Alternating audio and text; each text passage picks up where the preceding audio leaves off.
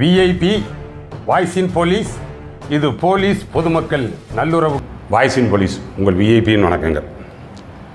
அப்புறம் இன்றைக்கு டிசம்பர் 24 தமிழகத்தின் முதுபெரும் ஆளுமை தலைவர்களான தமிழர்களினுடைய இல்லங்களிலும் அவர்தம் உள்ளங்களிலும் இன்றளவும் வாழ்ந்து கொண்டிருக்கக்கூடிய தந்தை பெரியார், புரட்சித் தலைவர் எம்ஜிஆர் அவர்களுடைய நினைவு நாள் என்று அவர்தம் நினைவை போற்றி வணங்கி நம்மளுடைய பதிவுக்குள்ளே போவோம். அதாவது இது ஒரு முக்கியமான பதிவு. ஆக்சுவலாக இது கொஞ்சம் பெரிய அளவில் பேசப்பட்டிருக்கணும், அந்த அளவுக்கு இல்லை. இது கடந்த 21/12/2024 மாலை மலர் மதுரை பதிப்பில் மட்டும் ஒரு செய்தி வந்துருந்துச்சு. அதாவது கொள்ளையரிடம் மீட்கப்பட்ட நகையில் பங்கு, சிவகங்கை இன்ஸ்பெக்டர் உட்பட 3 பேர் மீது லஞ்ச ஒழிப்பு போலீஸ் வழக்கு அப்படின்னு சொல்லி ஒரு செய்தி வந்துருந்துச்சு. அது பார்த்துருப்பீங்க, பார்த்துட்டு அப்படியே கடந்து போயிருப்பீங்க. இவர் சந்திரமோகன் அந்த இன்ஸ்பெக்டர், அவர் இப்போ சிவகங்கை சைபர் கிரைம் அந்த யூனிட்டில் இருக்கிறார் போல். ஆனால் அவர் இதற்கு முன்னாடி இங்கே திண்டுக்கல் தாலுகா காவல் நிலையத்தில் நடந்த ஒரு நிகழ்வு தொடர்பாக இந்த வழக்கு பதிவு செய்யப்பட்டிருக்கு. அது என்ன விஜிலன்ஸு அப்படின்னு சொல்லி கேட்டோம்னா, அது ஹைகோர்ட் உத்தரவின்படி அந்த வழக்கு பதிவு செய்யப்பட்டிருக்கு. இந்த பின்னணி குறித்து கொஞ்சம் பார்ப்போம். அதாவது திண்டுக்கல் டவுன் பாலகிருஷ்ணாபுரம் சிலுவத்தூர் ரோட்டில் குடியிருக்கக்கூடியவர்கள் திருமதி விஜயலட்சுமி, வயது 61, ஒய்ஃப் ஆஃப் கருப்பையா. இந்த அம்மா இந்திய தபால் துறையில் வேலை பார்த்து ஓய்வு பெற்றவர்கள். இவர் திரு கருப்பையா துபாயிலிருந்து இங்கே வந்திருக்கிறாரு. துபாயில் ரொம்ப நாள் இருந்துட்டு இப்போ இங்கே வந்திருக்கிறாரு. இவர்களுக்கு ஒரே பையன், பாரத் இன்ஜினியரிங் முடித்த பையன் வீட்டில் இருக்கிறாரு. இவர்களுக்கு சொந்தமாக திண்டுக்கல் டு நத்தம் ரோட்டில் ஒரு பெட்ரோல் பங்க் ஒன்று இருக்குது. இது இவர்களுடைய ஃபேமிலி பேக்ரவுண்டு. அவர் சம்பாரித்தது, இந்த அம்மா இருக்கிறது, இதெல்லாம் வச்சு பார்த்துக்கிட்டு இருக்காங்க. இந்த நிலையில் கடந்த 7/2/2024 ஒரு நாள் இவங்க வெளியூருக்கு போயிட்டு, அதுக்கு அடுத்த நாள் 8/2/2024 இவங்க வீட்டுக்கு வர்றாங்க. இவங்க வீட்டுக்கு வரும்பொழுது முன்பக்க கதவு உடைக்கப்பட்டிருக்கு. ஏதோ திருட்டு நடந்திருக்கு அப்படின்னு சந்தேகப்படக்கூடிய அளவுக்கான அந்த அட்மாஸ்பியரு. அதை பார்த்துட்டு உள்ளே போகிறாங்க. அவர்களது பொருள் ப்ராப்பர்ட்டி லாஸ்ட்டு அவங்க கம்ப்ளைண்ட்டில் கொடுக்குறதே 80 பவுன் நகை, ரொக்கம் 3,23,000, அது போக விலை உயர்ந்த கடிகாரம் மற்றும் லேப்டாப் அப்படின்னு சொல்லி சொல்கிறாங்க. இது தாலுகா லிமிட்டுக்குள்ளே வர்றது, திண்டுக்கல் தாலுகா லிமிட்டில் வர்றது. அப்புறம் அங்கே போய் புகார் கொடுக்குறாங்க. அப்போ தான் இந்த சந்திரமோகன் இன்ஸ்பெக்டர் அங்கே இருக்கிறாரு. அது அவர் இருந்த நேரம். இந்த சந்திரமோகன் எப்படி, ஆனால் அவருடைய தன்மை என்ன அப்படின்றது குறித்து நம்மளே ஒரு பதிவு ஒன்று போட்டிருந்தோம். அதாவது கடந்த செப்டம்பர் 7, 2024 ஒரு பதிவு போட்டிருந்தோம். அது என்னென்னா, ஒரு 2 மாடு திருடு போயிடுச்சு அப்படின்னு ஒரு விவசாயி புகார் கொடுப்பார்.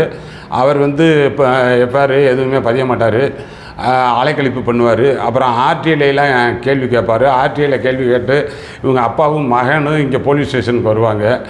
அதில் ஒரு ரசாபாசம் ஆயிரும். இவருடைய அந்த நிலையத்தில் இவர் நடந்துக்கக்கூடிய முறையே நமக்கு ரொம்ப அக்லியாக இருக்குது.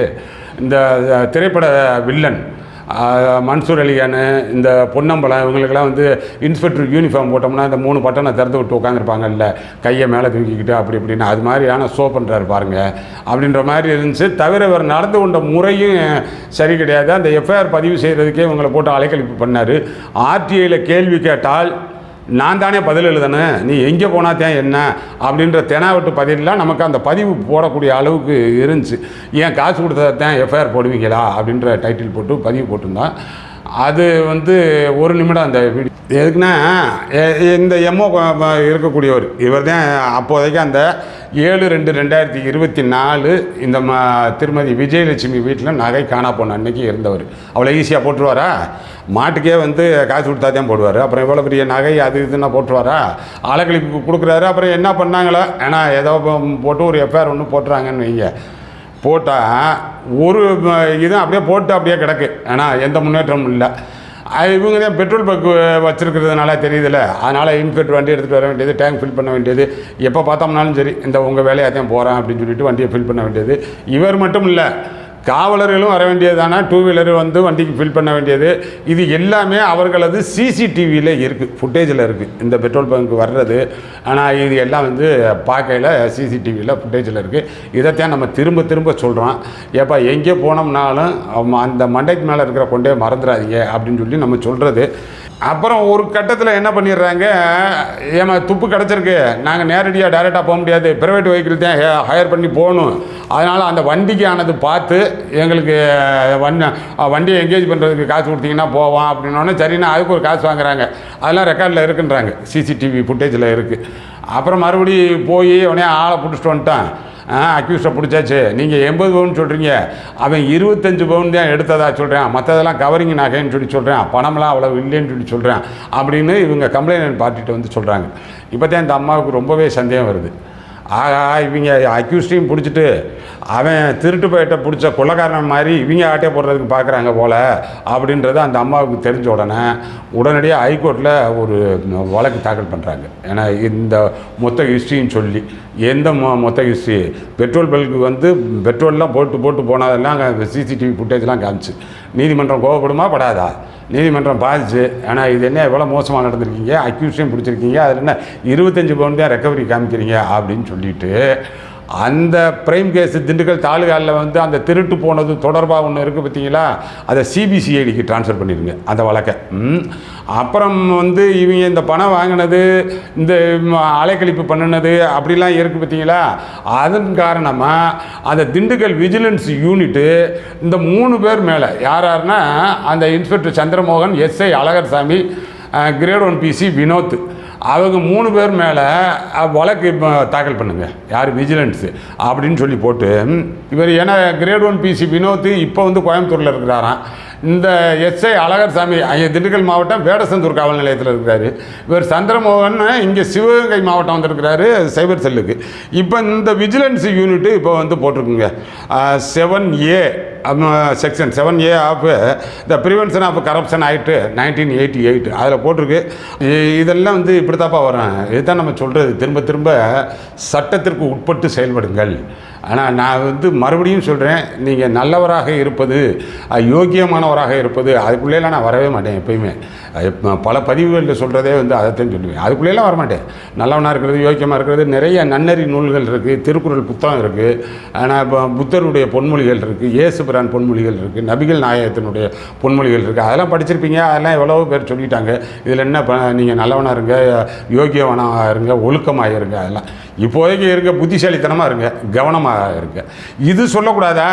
இது சொல்கிறதே நீங்கள் இப்படி இருந்தால் நான் சொல்கிறதுக்கு உங்களுக்கு கஷ்டமாக இருக்குது, வலிக்குது அப்படின்னு சொல்லி சொன்னோம்னா, தான் வீட்டில் அடி வாங்காத பிள்ளை தெருவில் போய் அடி வாங்கல எனக்கு கஷ்டமாக இருக்குமா இல்லையா? நம்மளே செஞ்சுருக்கணும். தன் வீட்டில் அடி வாங்கி வளர்க்கக்கூடிய பிள்ளை கட்டாயம் தெருவில் ஒருபோதும் அடி வாங்காது. இப்போ நீங்கள் வந்து உங்களை தட்டி கொடுத்துக்கிட்டே இருக்கணும்னு சொல்லி நினச்சிங்கன்னு வைங்க, தெருவில் தான் இந்த மாதிரி தான் பூரா வந்து இப்போ பொதுமக்கள்கிட்ட எப்படி நடந்துக்கிறேன்னு தெரியல. போகிற இடங்களில் சிசிடிவி இருக்கிறத பற்றி உங்களுக்கு இப்போ டக்குன்னு போனோன்னா அந்த நினைவு வர மாட்டுது. ஆனால் இப்போ வந்து மேலே இருக்கிறது மட்டும் கிடையாதுப்பா. முன்னாடி கூட சொல்லுவான், ஆனால் மேலே இருக்கிறவன் பார்க்குறேன்னு. இப்போ மேலே இருக்கிறவன் இல்லை, சைடில் இருக்கிறவன் பார்க்குறேன், பக்கத்தில் இருக்கிறவன் பார்க்குறேன், எய்த்தாப்பில் இருக்கிறவன் பார்க்குறேன், எல்லாமே கேமராவோட தானே இருக்கேன். அதனால் இந்த சுற்றுப்புறத்தை பார்த்து கொள்ளுங்கள். ஆனால் கடவுள் நம்பிக்கையில் சொல்லலை, மேலே இருக்கிறவன் இந்த சிசிடிவியில் தான் சொல்கிறேன் நான். இந்த சுற்றுப்புறத்தை கவனமாக இருங்க. இப்போ இந்த நாள் இப்போ மொத்தம் இதாகி போச்சு பார்த்தீங்களா. தவிர இதில் கூடுதலாகவே என்ன சொல்கிறேன், சிபிசிஐடி கேஸ் போட்டிருக்கு. கட்டாயம் சப்டிவிஷன் டிஎஸ்பிக்கு தெரியாதாங்க இது இவ்வளோ பெருசு 80 பவுன் 3,00,00,000 பணம் அப்படின்னால ஜிசிஆர் இல்லையா? இன்னும் சொல்ல போனால் எஸ்பியே நேரடியாக எஸ்ஓசிக்கு வந்திருக்க மாட்டாரா? என்ன ஏதுன்னு பார்த்துக்க மாட்டீங்களா? டாக் ஸ்குவாட் வந்திருக்காதா? அதெல்லாம் வந்து ரெக்கார்ட் பண்ணியிருக்க மாட்டீங்களா? அப்போ என்ன தெரியாதா? அப்போ இருந்த எஸ்பி யாருன்னு சொல்லி பாருங்கள், அவங்களுக்கு தெரியுமா தெரியாதா? சப்டிவிஷன் டிஎஸ்பிக்கு கட்டாயம் தெரிஞ்சிருக்கும். ஆனால் அது எப்படி தெரியாமல் இருக்கும்? தெரியாமல் இருக்குன்னு சொன்னாலே வந்து ஸ்லாக் சூப்பர்வைசனு, இன்க்ளூடிங் எஸ்பி ஆல்சோ ஸ்லாக் சூப்பர்வைசனு. அதனால் அதெல்லாம் வந்து இந்த சிபிசிஐடி விசாரணையில் நடவடிக்கைக்கு கொண்டு வரணும். எப்போ பாருங்கள் எவ்வளோ பெரிய மேட்ரு நடந்தாலும் சரி இன்ஸ்பெக்டரோடய முடிச்சிடுறீங்க. ஆனால் இப்போ ஸ்டெர்லைட் துப்பாக்கி சூடு நடந்தாலும் சரி 13 பேர் இறந்தாலும் சரி அந்த இன்ஸ்பெக்டர் தான் பொறுப்பு அப்படின்னா எல்லாம் நம்பக்கூடியதாக இருக்கா? யாராச்சும் வந்து ஒரு சாதாரண ஆட்கள் கூட நம்புவாங்களா? டிபார்ட்மெண்ட்டில் இருந்தாலும் யார் நம்ப முடியுமா? ஒரு அதிகாரியினுடைய உத்தரவு இல்லாமல் இதெல்லாம் நடத்தக்கூடிய விஷயமா? இவ்வளோ பெரிய விஷயம் அதை விடுங்க. இப்போ இவ்வளோ பெரிய விஷயம் இதெல்லாம் நடக்குமா அப்படின்றத பாருங்கள். எப்படியாவது வந்து அந்த டிஎஸ்பி லெவலுக்கு அந்த எஸ்பி லெவலுக்கு தண்டனைக்கு உள்ளானா தாங்க மறுபடியும் அந்த சூப்பர்வைசன் கரெக்டாக இருக்கும். எப்படிங்க இன்ஸ்பெக்டர் அவர் இஷ்டத்துக்கு ஆட்டம் போட முடியும்? ஆனால் இந்த அளவுக்கு. அதனால் அது சொல்லணும் போல் இருந்துச்சு. இது ஒரு முக்கியமான பதிவாக நினைக்கிறேன் நான். அதை பார்த்துக்குங்க. நம்ம சேனல் இன்னமும் சப்ஸ்கிரைப் பண்ணலைன்னா பண்ணிக்கிங்கப்பா. நீங்கள் கொடுக்கக்கூடிய தகவல் தான், அந்த தரவுகளின் அடிப்படையில் தான் அடுத்தடுத்து பேசுகிறேன். அடுத்தடுத்த நல்ல பதிவுகளில் பார்ப்போம். வணக்கம்.